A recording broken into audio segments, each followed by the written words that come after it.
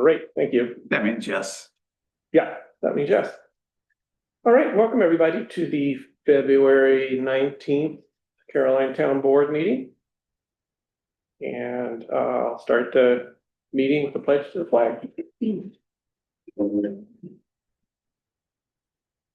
I pledge allegiance to the flag of the United States of America and to the republic for which it stands, one nation, under God, indivisible, with liberty and justice for all. Oh, great. Start the meeting. Let's see if I can think of everything. Let's see.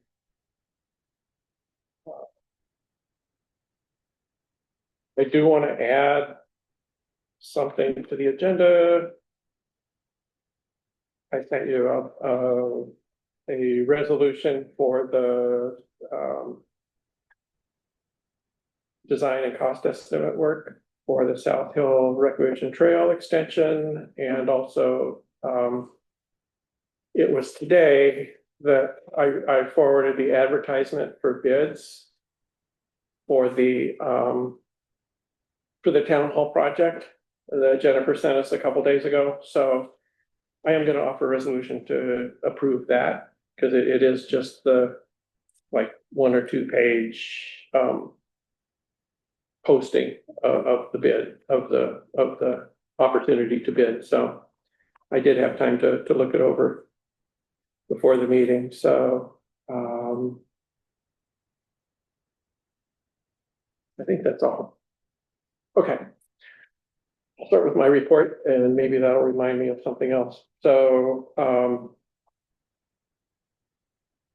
I received out of the blue a proposal from Pleasant Valley for a cellular dialer for our town hall fire alarm. Right now we have 2 Frontier lines for that. That's the only landlines we have for the town per phone.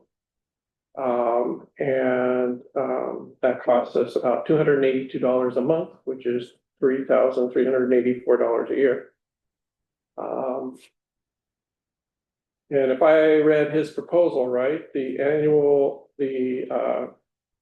cost of the cellular dialer plus monitoring and inspection fees by Pleasant Valley per year would be $1,780. So I want to follow up with Drew to clarify that I understand all this correctly, but it would be a huge cost savings for us of a couple $1,000. I guess the only thing we need to be concerned about is if cellular went down, we have So- backup. Yeah. I did ask him about that, and he said he thought the cell service he thought it was adequate, but yeah, that is, I guess we should inquire. I mean, if it was if it was a big storm, that's when cellular would go down, and that's when we need. Well, the Verizon cellular did go down day last month, like across country. Oh, Or right, something. right, yep, there was that, yeah. Just remembering that. Isn't Frontier electric base, so if electricities go out then? So that's the other thing, I have Frontier, and if the power goes out, I have no landline. So I thought, so is Frontier no longer wired? I thought his first email implied that they were phasing out landlines. Did you see that? Oh, Yeah. yeah, well, I would not be surprised. I mean, I got rid of my landline because I still have a you know, land. they told me that they would contact me on my cell phone in 6 weeks when they came to fix it. This is just silly. Why do I have this? What about driving fiber with the optic fiber coming in for telephone? I mean, wouldn't that be? I mean, if the fire department gets,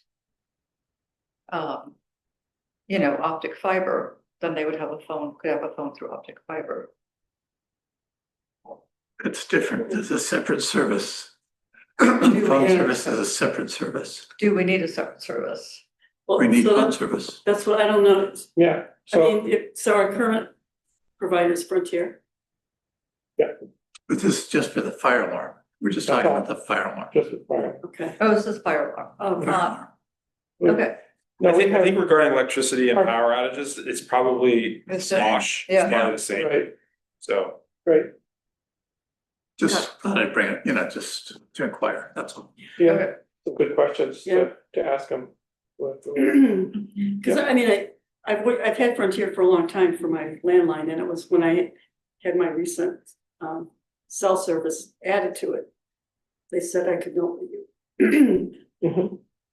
The landline would no longer work during power, so something is. I see Irene shaking her head. There's something has changed with landlines and at least Frontier. So we have one at this building and one at that building. No, the two lines go out from this building. Why do we have two lines? That's what's required. That's what's required. So that's what I was always told, that we had to have two landlines. Maybe it's redundancy, I don't know, but anyway. Okay, So, I'm just curious. Yeah. Yeah, so There's one that is for flooding, it's a flood alarm. I think, Maybe there's one upstairs and one downstairs. yeah, I mean, we do have a water alarm, but I'm not sure that goes on the phone line. So, So that would be a clarification, Yeah. is if Frontier's saying there needs to be two. And this is half price. Is he forgetting one of, or is cellular, he doesn't knows, matter how many lines you have, it's the Yeah. same price? That would be the question.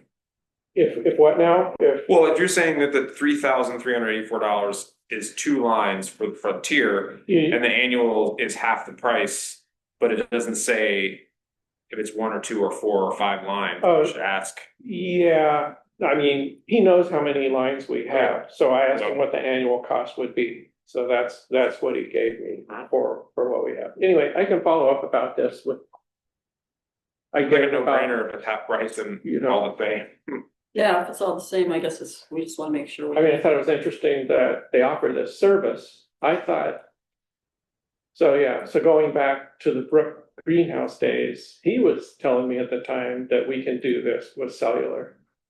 But then I was told, no, we need landlines, so. So I can follow up with Drew about that, and, I mean, maybe it's something to ask the fire department. yeah, Greg. Yeah. Do what Greg says, Yeah, okay. I've told you as much as I know, which is the email that I forwarded, so. So as I mentioned, we did get the it's the advertisement for bids from Barrow. So I'd like to offer a resolution tonight to approve that. I did get a chance to look it over. It looks like it's all set to go. This is weird, I can't. Okay, I'll just shut it. There we go. Okay. And then, been working with Angel and Bobby on this South Road and Braley Hill culvert replacement stream stabilization project. So Angel's been incredibly helpful about that. We got them completed today, although she needs a little more information from me tomorrow, but I'll get her that in the morning, so. So that's moving. The watershed committee last year did their first water event at the Caroline Elementary School. We called it H2O&U. And so we're gonna do that again this year. It's planned for Saturday, April 18th, from 2 to 4 in the afternoon. And we will have different groups there, like Community Science Institute, Stephen Breeden and the Salamander folks, probably Trout Unlimited will be represented, Soil and Water and so on. So we had no idea last year how it would go. It was great. super. It was really super.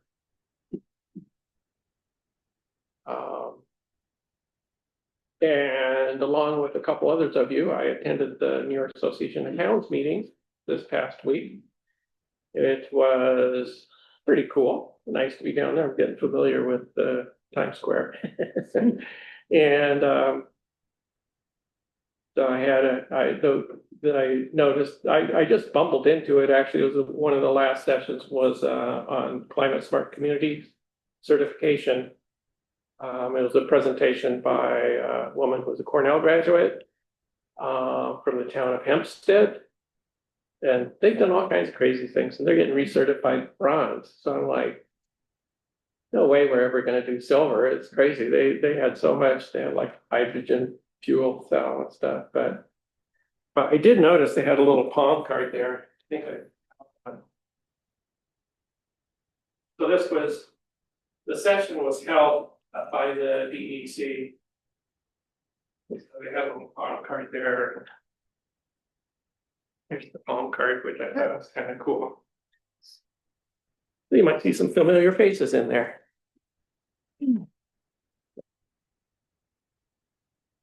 Oh, there you are. Solar Conference folks. Huh, cool. From back a few years ago. That is from a few years ago. It's great. So that was fun.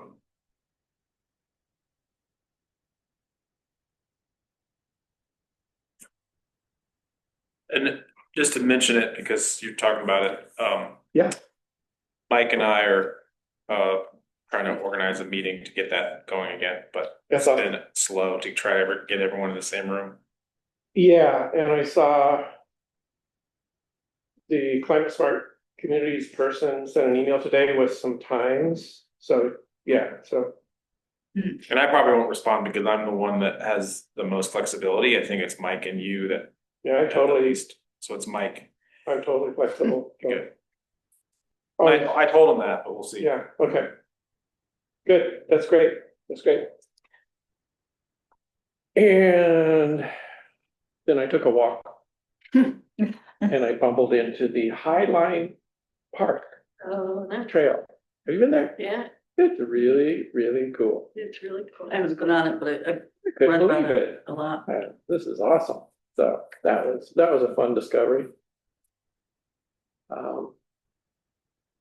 So that's my report for this month. And I'll move on to the town clerk's report. All right, I have the total revenues collected for January was $1,889.49, and that was submitted to Mark on February 5th. Total licenses sold were 2 hunting, fishing licenses, 32 dog renewals, 1 impoundment fee, 1 marriage transcript, and 4 building permit fees. And for tax collection, I have met and paid the town tax warrant in the total amount of $2,417,248. And that was paid my third and final payment to Mark on February 5th. So I'm currently working with Lisa at County Finance Office to turn over the first part of the county return. I'll just clarify that she didn't really pay me. So, I was gonna say, wow, I didn't realize that's how it went. great, thank you, Jesse. You're welcome. Great. All right.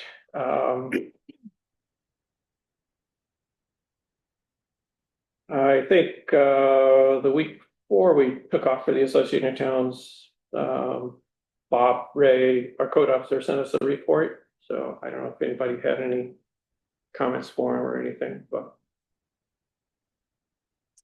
he gave us an overview of what he's doing. And that brings us to our county legislator, Irene Weiser. Great. So, there's been quite a bit of keeping me busy that's been going on since I saw you last. I just have written this up for the newsletters that I'll be sending out, so excuse me for reading a bit from my phone, but, so at our January 20th legislature meeting, it started with something that I thought was really impressive and pretty incredible, which was a report on what the county had done in 2025, all of its different 30 departments and the various projects and reports and people that they've helped. And it's just an astonishing amount of work that got done. So I have a link in the thing. I'll forward this to you guys because I know that it's different. Well, you get the old Mel Lewis letter. Anyhow, I'll forward you what I've written up here. There's a link to the report if you're interested to see Great. what's happened in the county in the past year.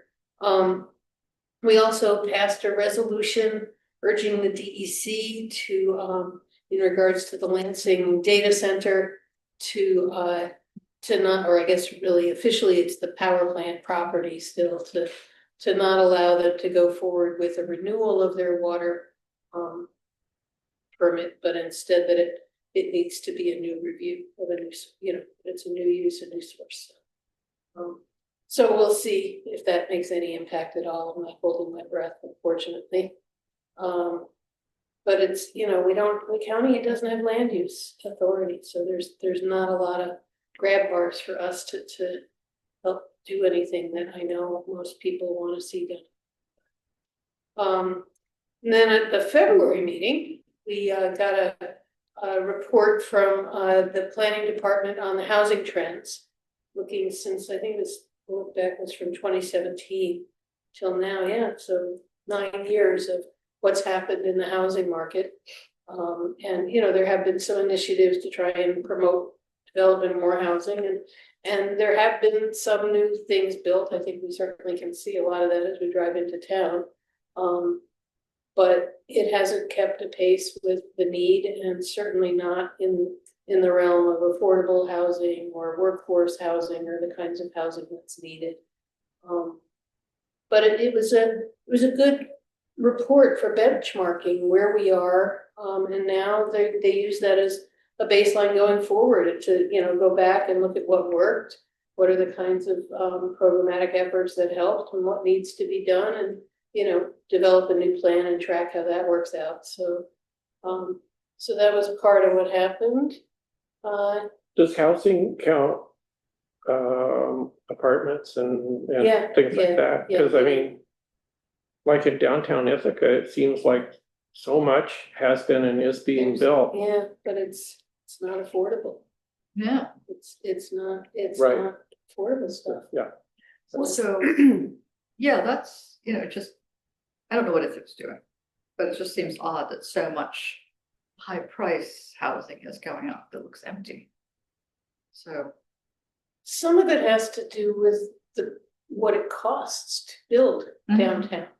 It's a lot easier for a developer when they have, wide open space to bring in whatever stuff they need in when you're building in a confined space between other buildings and not a lot of staging area for, all of your materials. It's much more expensive and tricky to build.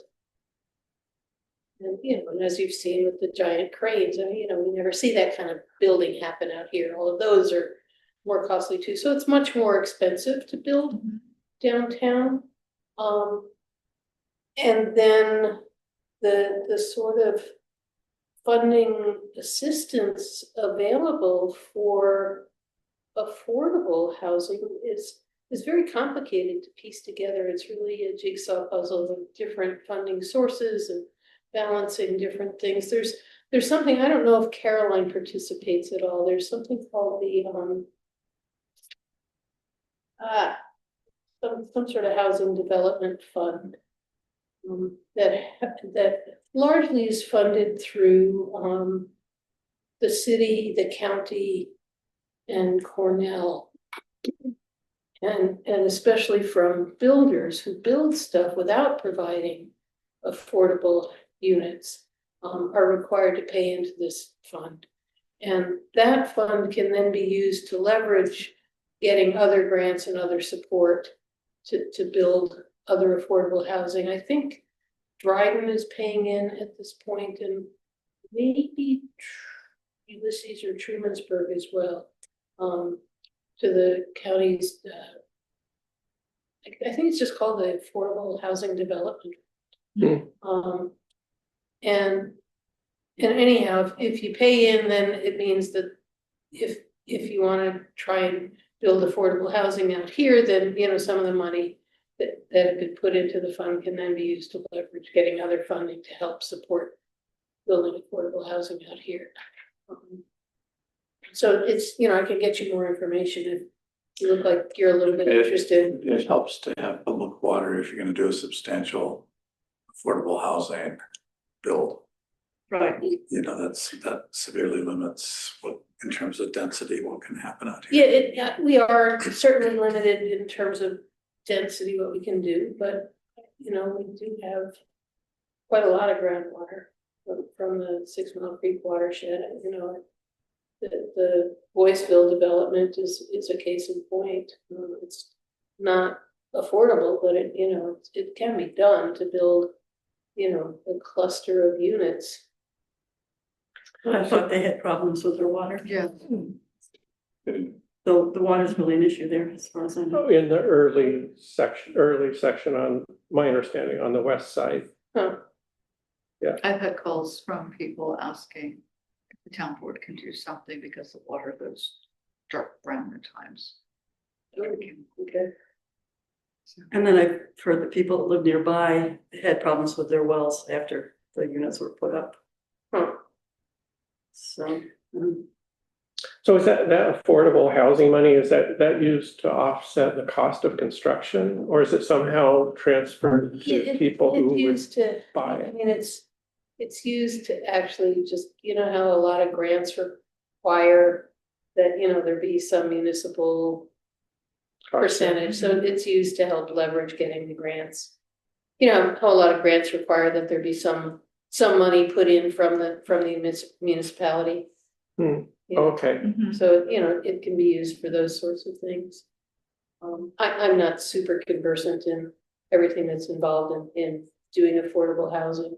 yeah, But it would be worth talking to INHS about it. I think that the governor has put more money now into not super low income, but more kind of starter home affordable mhm. kind of stuff. So it might be worth reaching out to INHS. She just spoke on the second morning of the AOT conference. Oh.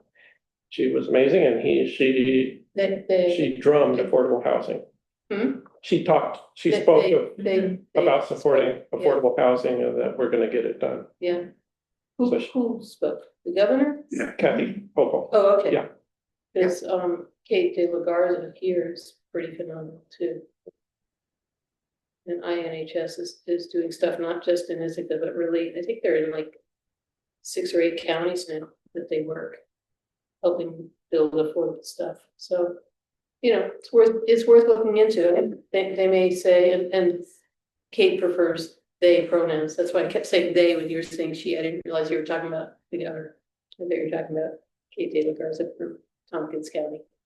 But anyhow, yeah, so there's the Community Development Housing Fund, CD. That is something that there's a way to pay into it and, you know, get some support for housing development projects that may want to happen out here. But it may, I don't know, it may or may not be worth it because of the infrastructure limitations. I'm just not sure. But, you know, might be something you want to look into. Okay. So anyhow, this is big news and really hard news that the feds are changing the food stamp program, SNAP, and making new work requirements for recipients up to 65 years of age.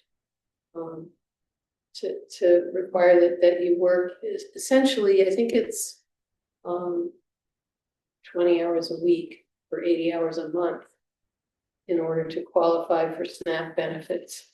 And there's nuances to how it gets figured out and what counts and what doesn't, and who is subject to these new work requirements and who isn't. But anyhow, there's like 7,000 people in this county that depend on food stamps.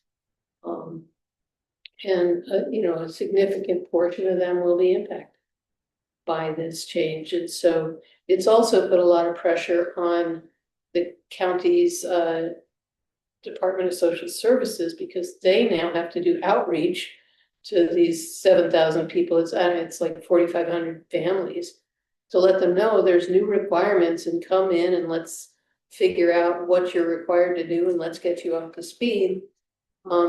Ultimately, the very draconian way of this administration, that the real goal and intent is to reduce the number of people who qualify for Sure. SNAP benefits. And some of that will happen because of, challenges in meeting the work requirements. The other thing is that the state is also gonna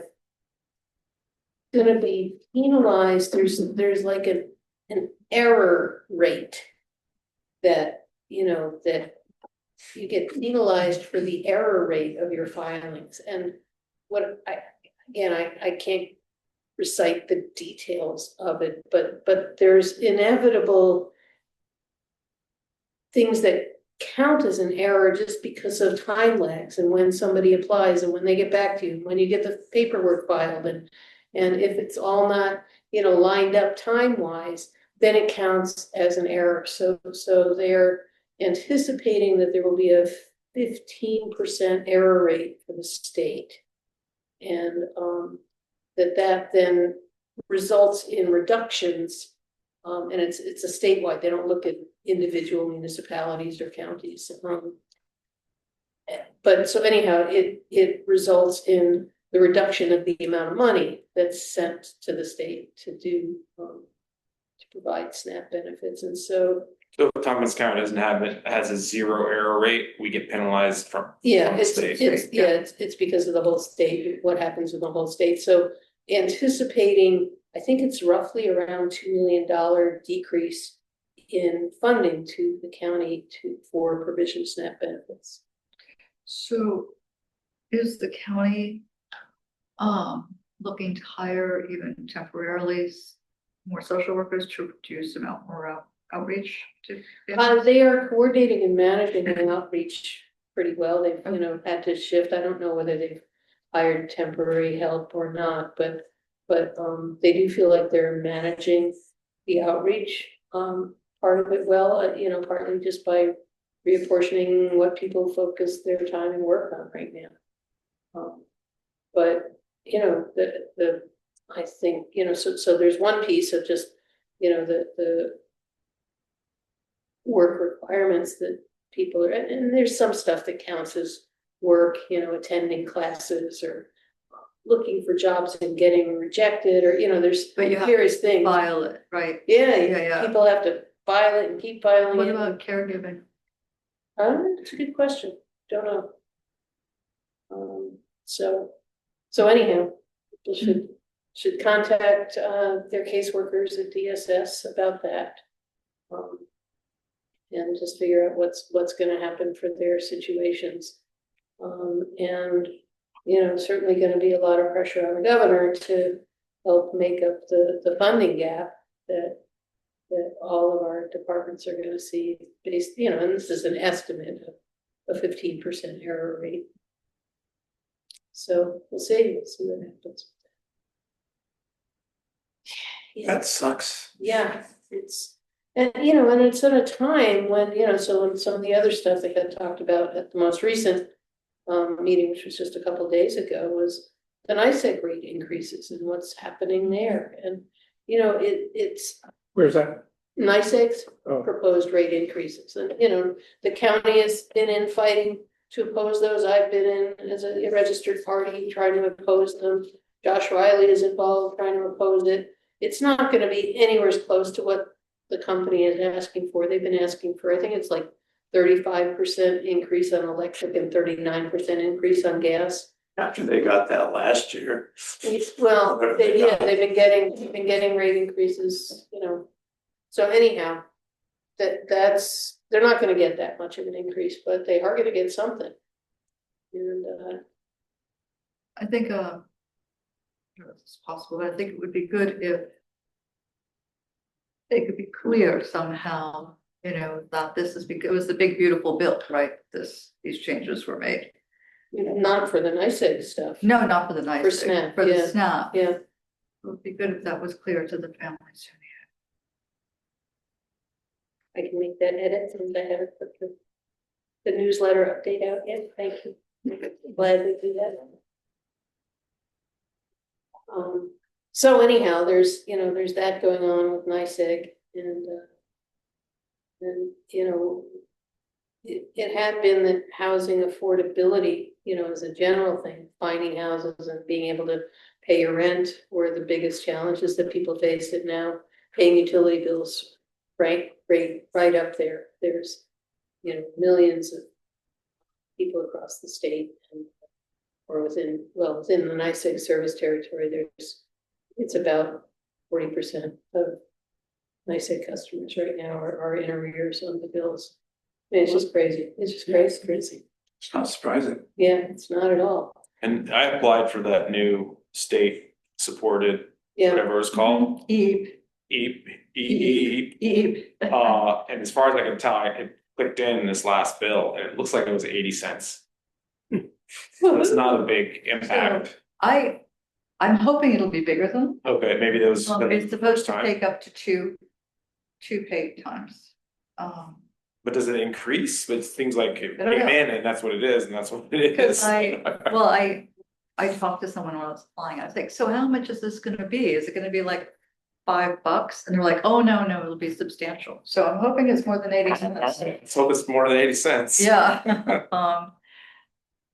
Yeah, so I applied for it too, and I just got approved a few days ago, so. and so a couple of things that are on the radar of issues and topics that are, gonna be worked on, in a longer projection going forward, or some of them more near term. So one is that the county has set up a group of legislators along with Jay Franklin from Assessment Office and a couple of other folks to have an assessment working group to review how our assessments being figured out in this county, and are there ways to balance things differently. I think there was a study out of the city that showed that commercial property tax increases were not at all at the same pace as residential property tax increases. So, how is that being calculated? And what may be able to be done to help balance things better? So that's all in Jay's office, right? Well, that Jay's office will be involved and several legislators involved on this. Yeah, but I'm just saying Jay's the one Jay's office is the one who, correct me if I'm wrong, I'm asking the question. Yeah, They develop their assessment policies. Is that right? Yeah. Okay. Yeah. That's what I thought.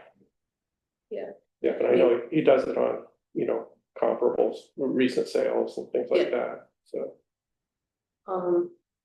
and then we just at this last legislature meeting, passed something that comes out to roughly, I mean, it's a little bit income dependent, but roughly a 5% tax break, property tax break for seniors who are low income homeowners. So they will get, a little bit less of a tax increase, 5%. Roughly. That's because of the senior tax exemption? It's an additional Oh, an additional. for low income Oh, seniors, okay. the low income seniors who own their homes. Yeah. So. Great. And what else? So, in addition to other stuff coming up, so there's this working group on assessment that's, I don't know how long that, I think it's gonna take a while to crunch all the numbers and figure out what they're gonna do there. But a couple of other things, one I know that you guys are familiar with, which is the rapid medical response. Mhm. And how to expand that and how to afford to expand that. And really, for me, one of the questions that I want to hear from the public on is how much tax increase are they willing to have in a year? I mean, would $20 increase in their taxes every year to know that an ambulance or, you know, that medical service is 10 minutes away? Would people be willing to pay that? I think, you know, we need to figure out what kind of increase is reasonable, $35 a year? Increase in taxes, $50 a year, you know, it's gonna be a bite, and we have to figure out how we fund that. So I'm just, you know, I'm just throwing numbers and, you know, but it's definitely on the radar that we wanna do this, and we have to figure out how. That's great. So, I did want to add in that, I neglected from my report, which I really shouldn't have, a session at the conference in New York City, that was by Shelley Mayer and Steve Otis, oh, great, who were the co-sponsors of the bill, making, EMS, an essential service. So that was a really, useful and interesting presentation. Paul Bishop was there and spoke. oh, good, Tim and I attended, and yeah, I think we knew this too, that Tompkins County is in a good position relative to the requirements of that bill, because really what it is requiring counties to do is do an assessment with all the stakeholders, which we've done, and I credit Mike Steitley and Joe Milliman at DOER, who just did a very careful and diplomatic and wonderful job of doing that. So, and now we have this report from CGR and DOER, I think is superb, and we'll Yeah. be able to develop evaluate options. And I think they're thinking about creative ways of funding it. And not that I have a number or anything, but I know that Dan Lamb has mentioned several times that Dryden increased their ambulance tax by a lot, and nobody complained. Yeah. People were very happy with that. So I wonder, are they able to put it, I don't know if you know this, do they put it on their bill as a separate line item that says ambulance tax? Because that I think could I help. think that would be a good thing to do. If we can do that, if we can create an ambulance district within the county, that we can then bill as a separate line item, I think that would be a lot easier to swallow. One of the things that's not clear is whether the ambulance or RMR billing or whatever it ends up being, whether that goes into your tax cap, and whether you go over the tax cap or not, or whether it's an exception to that calculation. Understanding from that presentation is that they tried to get legislation included in that bill for that purposes and failed. is that right? That's what I heard Yeah. them say. Okay. Yeah, and so anyhow, you know, it's undoubtedly gonna push the county into a position of looking at going over the tax cap to fund things, and how do we, you know, and, you know, there may be incremental ways to grow it, so that if, you know, we can balance those impacts with, you know, the other pressures on, you know, Yeah. budgetary pressures that the county has to deal with.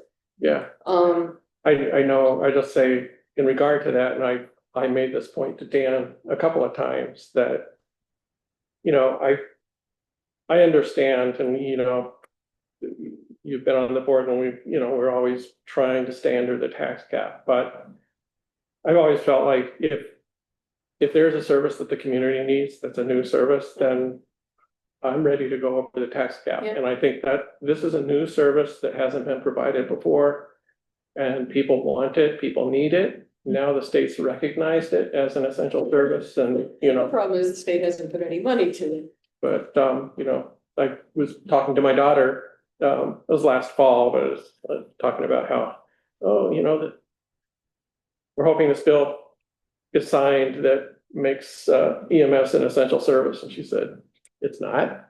Yeah. So, I really suspect most people aren't aware of that. Yeah. yeah, Yeah. yeah. So anyway, thank you. right now it just falls into the black hole of unfunded mandates. You know, you've got, it's essential required, but we're not giving you any money to do it. Yeah, I mean, there may, we'll see, you know, Yeah. right? Well, So there's- to my knowledge, there's not anything in the budget this year. nothing in to the do it. pot. So anyhow, so that's one of the issues going forward, and I'm especially interested. So we haven't had a public safety committee meeting yet, that'll be next week, so it'll be certainly part of the discussion. The other thing that is, this is the thing I've heard from more constituents about than anything, is flock cameras, the license plate reader cameras that we now have one in the hamlet. And you know, there are any number of them. I honestly, I don't know how many positions, mostly in the downtown area, but actually across the entire county. And,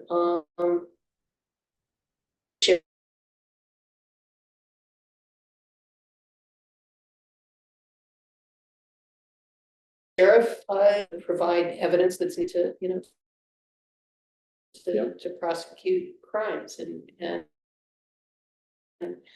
also to find, you know, they found, you know, some, I presume somebody in a car got lost and they were able That's to great. find them, There's so. been a few of those cases. Yeah, so Yeah. so there are benefits from these cameras.